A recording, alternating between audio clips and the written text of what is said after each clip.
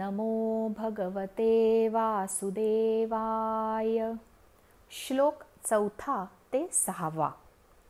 भूमिरापो नलो वायुः खं मनो बुद्धिरेव च अहंकार इतीयं मे भिन्ना प्रकृतिरष्टधा. अपरेयमितस्त्वन्यां प्रकृतिं विद्धि मे पराम्. जीवभूतां महाबाहो ययेदन्धार्यते जगत्. एतद्योनीनि भूतानि सर्वाणीत्युपधारय. अहं कृत्स्नस्य जगतः प्रभवः प्रलयस्तथा. शब्दार्थ. पृथ्वी, जल, अग्नी, वायू, आकाश, मन, बुद्धी आणि अहंकार अशी ही 8 प्रकारात विभागलेली माझी प्रकृती आहे. ही 8 प्रकारचे भेद असणारी माझी अपरा म्हणजे अचेतन प्रकृती आहे. आणि हे महाबाहो अर्जुना, हिच्याहून दुसरी जिच्या योगे सर्व जग धारण केले आहे ती माझी जीवरूप परा म्हणजे चेतन प्रकृती समज. सर्व सजीव मात्र या 2 प्रकृतींपासून उत्पन्न झालेले आहेत आणि मी सर्व जगाची उत्पत्ती आणि प्रलय आहे.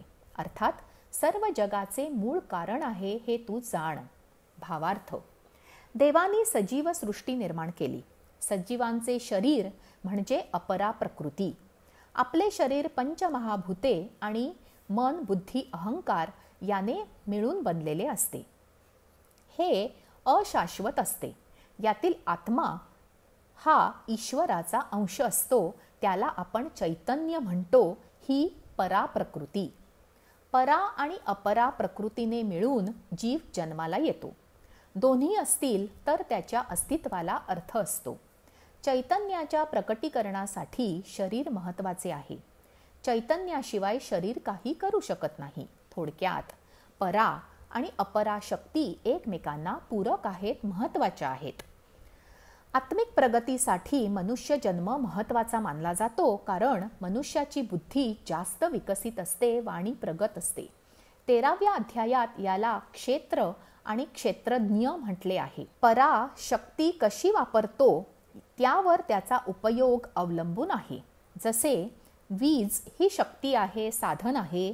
ती वायरद्वारा घरापर्यंत येते. बटन चालू केले की प्रकाश पडतो, वारा येतो, दूरदर्शन चालू होते, कपडे धुतले जातात, मिक्सर फिरतो. प्रश्न आपण ती कशी वापरतो याचा आहे. तसे चैतन्य असते. आपण म्हणजे आपले शरीर म्हणजेच अपरा शक्ती आत्मिक बळ पराशक्ती कसे वापरतो त्यावर आपली प्रगती किती होणार ते ठरते. पराशक्ती कल्पवृक्ष आहे. आपण अपराशक्ती नीट वापरत नाही. आपली मानसिक आणि बौद्धिक शक्ती देखील आपण पुरेपूर वापरत नाही. कारण शारीरिक शक्ती आणि वेळ कमी असतो जो आपण निरर्थक गोष्टीत वाया घालवतो. ज्या व्यक्ती वेळेचे व्यवस्थापन आणि शक्तीचा वापर समजून करतात ती माणसे यशस्वी होतात. मात्र हे लक्षात न घेता त्याला सहज मिळाले आहे, त्याचे नशीब चांगले आहे असे म्हणून वस्तुस्थितीकडे दुर्लक्ष केले जाते. सहज कोणी वरच्या पदावर जात नाही. गेले तरी टिकत नाही. संघर्ष अटळ असतो. समजा संचित मानले तरी देखील ते त्या जीवाची आधीच्या अनेक जन्मांतील सत्कर्माचे फळ असते. कोणालाही बोल लावताना ही गोष्ट नक्की लक्षात घेतली पाहिजे. एकदा आश्रमात एक प्रतिष्ठित व्यक्ती येणार होती. गजानन महाराजांनी सगळी व्यवस्था चोख करा असे सांगितले. त्यावर एक सेवेकरी म्हणाला, म्हणजे तुमच्या नजरेत ते सगळे समान नाही. महाराजांनी त्यावर अतिशय समर्पक उत्तर दिले. समानता म्हणजे काय हे समजून घेतले पाहिजे. सैन्यात वेगवेगळी दले असतात. पायदळात असणाऱ्या माणसाला रथात बसवले तर त्याला युद्ध करता येईल का? समानता म्हणजे सगळ्यांनी सगळे करायचे असे नाही, तर ज्याला जे उत्तम करता येते ते त्याला करू देणे आणि कोणत्याही गोष्टीला कमी न लेखणे. ज्याने जशी मेहनत घेतली आहे त्याला तसा मान मिळायला हवा. उगाच मान दिला तर मेहनत कोण घेईल? शिक्षकाला सर्व विद्यार्थी समान असतात. जो मेहनतीने जास्त गुण मिळवतो त्याचे कौतुक करणे हे त्याच्या मेहनतीबद्दल असते. बरेच जणांना वाटते हुशार आम्ही आहोत, आम्हालाही संधी मिळाली नाही. असे नसते. त्यांनी प्राधान्य वेगळ्या गोष्टीला दिले.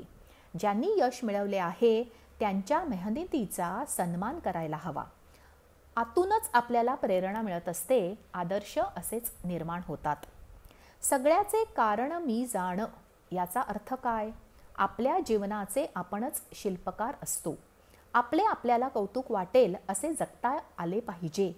आपल्यालाच वाटलं अमुक गोष्ट मी करायला हवी होती तर दोष कोणाचा असे वागायला हवे की त्याचा आपल्याला पश्चाताप करायला लागू नये. आपण खूप कल्पना गैरसमज बाळगत जगत असतो. न पडता मूल चालायला शिकत नाही. केल्याशिवाय चुका समजत नाहीत. कल्पनेने माणूस जास्त घाबरतो. गैरसमजाने प्रगती थांबते. प्रत्येक जीवाचे उत्पत्ती, स्थिती आणि लय ठरलेला असतो. कसे जगायचे हे हातात असतं. आपल्या शक्तीचा सदुपयोग केला तर जीवन सार्थकी लागते. पैसा मर्यादित गोष्ट आहे. वेळ मर्यादित गोष्ट आहे. उद्या लागेल म्हणून किती गोष्टी साठवणार? किती गोष्टी उद्या करायच्या ठरवणार? एक सुविचार आहे. चांगल्या गोष्टी लगेच कराव्यात, वाईट गोष्टी उद्यासाठी ठेवाव्यात. राजसूय यज्ञाच्या वेळी सायंकाळी एक याचक येतो. दानाचे साहित्य संपलेले असते. परत कोषागारातून आणायला वेळ लागणार असतो. दिवसभराच्या कामांनी धर्मराज दमलेले असतात. याचकाला सकाळी या असे सांगतात. भीम ते ऐकून हसतो. धर्म हसण्याचे कारण विचारतो. भीम म्हणतो, मला पुढच्या क्षणाचा भरवसा नाही, पण तुम्हाला पुढच्या दिवसाचा आहे हे ऐकून बरे वाटले. धर्मराजांना चूक कळते. ते याचकाला स्वतःचा एक दागिना देतात.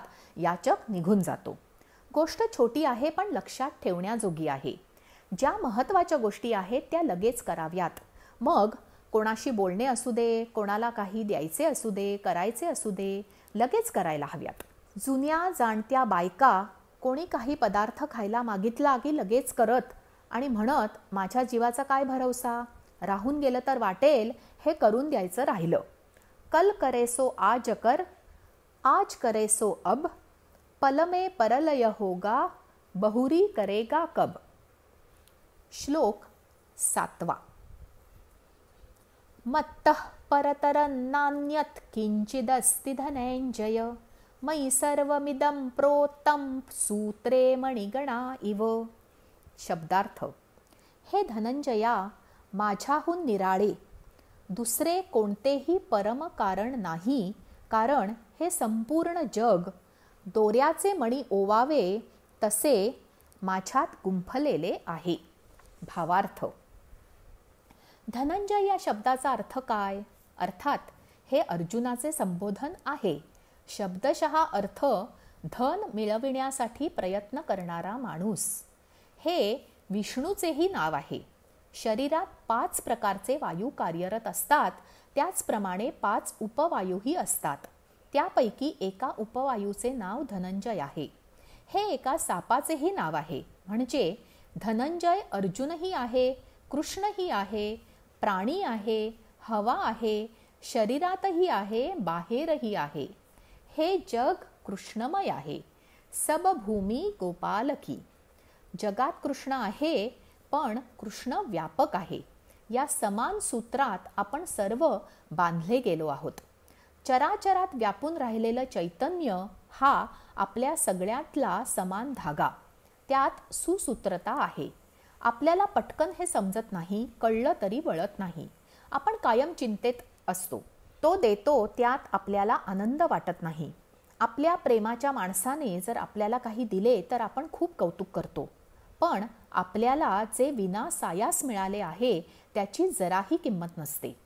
दात दुखायला लागला तर मग तो किती महत्त्वाचा आहे ते कळतं. एखादं हाड जोडायला हजारो रुपये द्यावे लागतात. 206 हाडं फुकट मिळाली आहेत त्याची कृतज्ञता वाटत नाही. देवावर प्रेमही नाही, विश्वासही नाही. तो योग्य असेल ते, गरज असेल ते, वेळ आली की देतो असे आपल्याला वाटत नाही. आपण निर्धास्त राहत नाही. सतत कसली तरी तक्रार, कमतरता, अस्वस्थता असते. आहे त्याचा आनंद नसतो. उद्या काय होईल याची चिंता असते. हे दुःखाचे मूळ कारण आहे. आपण वर्तमानात जगत नाही. भूतकाळ आणि भविष्यकाळ यात आपली ओढाताण चालू असते. आम्ही काका महाराजांच्या दर्शनासाठी गेलो होतो. रांग पुढे सरकत होती. यजमान माझ्या पुढे होते. त्यांनी नमस्कार केला, प्रसाद घेतला. मग मी नमस्कार केला आणि पुढे सरकले. महाराजांनी प्रसाद घे म्हटलं. माझ्या नजरेतला प्रश्न त्यांना कळला. ते म्हणाले, तुझा प्रसाद तूच घ्यायचा, नवऱ्याला दिला तो त्याचा. मी मुकाट्याने प्रसाद घेतला, सगळा खाल्ला. घटना म्हटली तर किरकोळ आहे. थोर माणसांना भेटून करायचं काय, ही माझी शंका फिटली. एका वाक्यात त्यांनी खूप सांगितले. मी प्रसाद का घेतला नाही? मला कोणापुढे हात पसरायला आवडत नाही, हा अहंकारच होता. नवरा त्याच्यातले देईल याची मला खात्री होती. मला माझे मिळत असताना त्याच्या वाट्याचे घेतले तर कालांतराने ते फेडायला हवे याची मला कल्पना नव्हती. माझे प्रारब्ध वेगळे. आपल्याला वाटतं आपली जबाबदारी नवऱ्याने घ्यायला हवी, आपल्याला मुलांचे करावे लागते. सगळा भ्रम. सगळं त्याच्या इशाऱ्यावर चाललं आहे. आपलं तोच करतो, आपल्याकडून तोच करून घेतो. आपण मूल वाढवू, काळजी करू, पण त्याचं नशीब घडवू शकत नाही. म्हणून तर एका आईवडिलांच्या 2 मुलात तफावत असते. एक डॉक्टर होतो, एक जेमतेम 10वी पास होतो, छोटा मोठा उद्योग करतो. ज्याचं त्याचं संचित नशीब, प्रारब्ध काहीही म्हणा, सगळी त्याचीच लेकरे तो बरोबर भाकरी वाटतो. आपल्याला वाटतं मी कमावली. अज्ञात कवीने लिहिले आहे, अजाण आम्ही तुझी लेकरे, तू सर्वांचा पिता, प्रेमाने तुझं नमितो गातो, तुझ्या गुणांच्या कथा. आजचे निरूपण इतकेच. जय श्री कृष्ण.